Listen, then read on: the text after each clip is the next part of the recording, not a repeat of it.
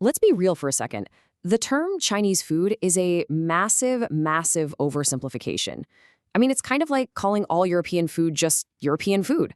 The reality is so much richer, so much more fascinating than any single label could ever capture.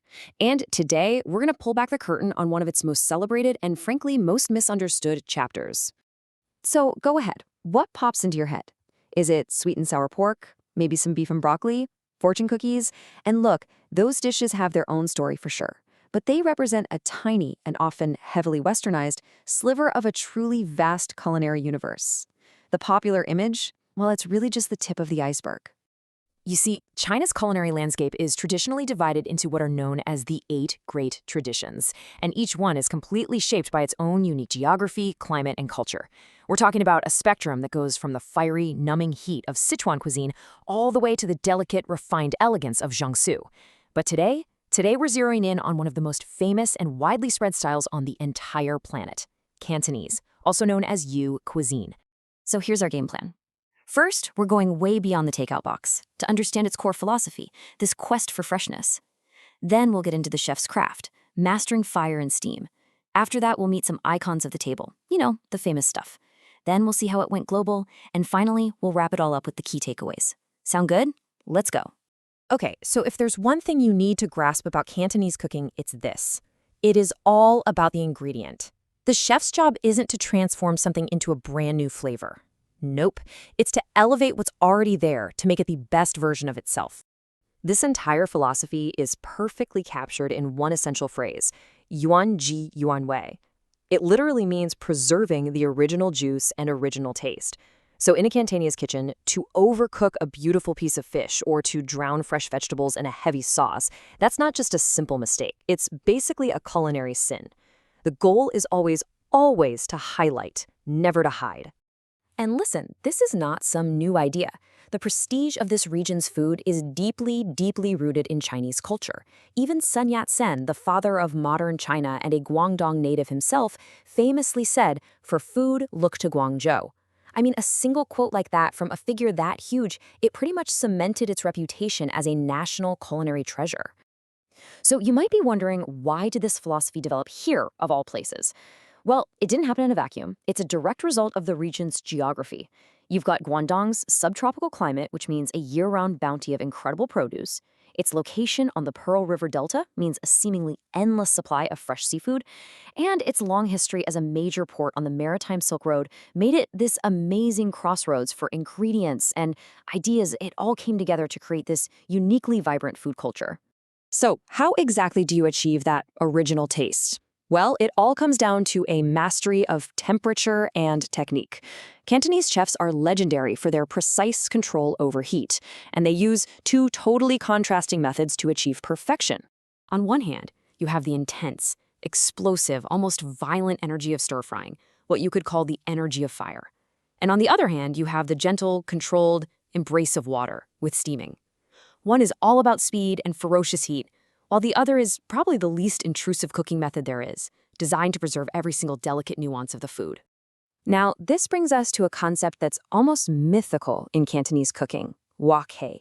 It literally translates to the breath of the wok. This is that elusive, smoky, deeply savory aroma you can only get when ingredients hit a searingly hot, well-seasoned wok. It's the reason why restaurant stir-fries just taste different than the ones you make at home. It's not just a flavor. It's a full-on experience, and achieving it, that is the true hallmark of a master. And just as important as taste is something called kogen, which means mouthfeel. This is a really deep appreciation for texture. We're not just talking about soft versus hard.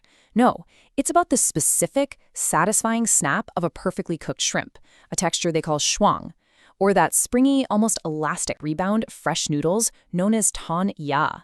In Cantonese cuisine, texture is a language all on its own. Okay, enough theory. Let's see how this philosophy and all this technique actually come together in the iconic dishes and traditions that have made Cantonese cuisine famous all around the world. And of course, we have to start with dim sum. The name itself means to touch the heart, and that's exactly what these little bite-sized morsels do. But here's the thing. Dim sum is so much more than just food. It's a social ritual called yum cha, which means drinking tea. It's about gathering with family, with friends, for hours, sharing these little plates and just catching up. The meal itself is an event. Next up is siu mei, the incredible art of Cantonese roasting. You've definitely seen these hanging in restaurant windows, right? These gleaming cuts of meat with that perfectly crispy skin. From char siu barbecue pork to roast duck, this technique creates this amazing contrast between the crackling skin and the juicy, tender meat inside. It's incredible. And one of the most spectacular, most jaw-dropping examples is the roasted suckling pig. I mean, look at that. With its shatteringly crisp, beautiful mahogany-colored skin, this is a total showstopper. It's usually reserved for major celebrations like weddings and big banquets, a true masterpiece of the siu mei tradition. So how did this very specific regional cuisine from southern China become one of the most recognizable forms of Chinese food across the entire globe? Well, its journey is tied to centuries of migration and trade. Its roots go way back, over 2,000 years, to the Han Dynasty. As Guangzhou grew into a major world port, the cuisine just absorbed new ingredients and ideas. But the crucial turning point was the mass emigration from Guangdong in the 19th and 20th centuries. That's what established Cantonese restaurants all over the world.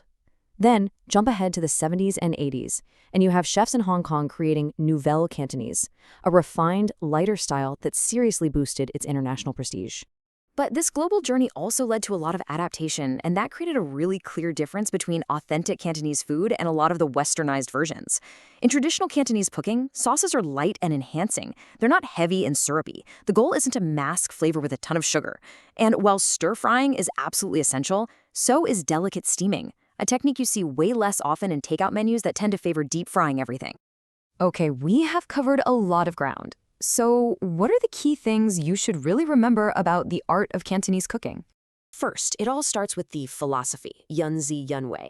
It's about letting the true flavor of the ingredient shine. Second, it's about technique, that mastery of opposites, from the fiery breath of the wok, or wok hei, to the gentle embrace of steam. Third, remember the culture. Traditions like dim sum are just as much about community as they are about the food. And finally, the context. Authentic Cantonese is a refined, specific style, and it's a world away from the syrupy, deep-fried dishes that often represent Chinese food abroad. And all this brings us to a final thought, something to chew on. When a cuisine like Cantonese travels, when it adapts and evolves in new lands, what's really happening? Does it risk losing its soul, its yuan qi yuan wei, or does it simply create a new, equally valid identity for a new time and a new place? Something to think about next time you sit down for a meal.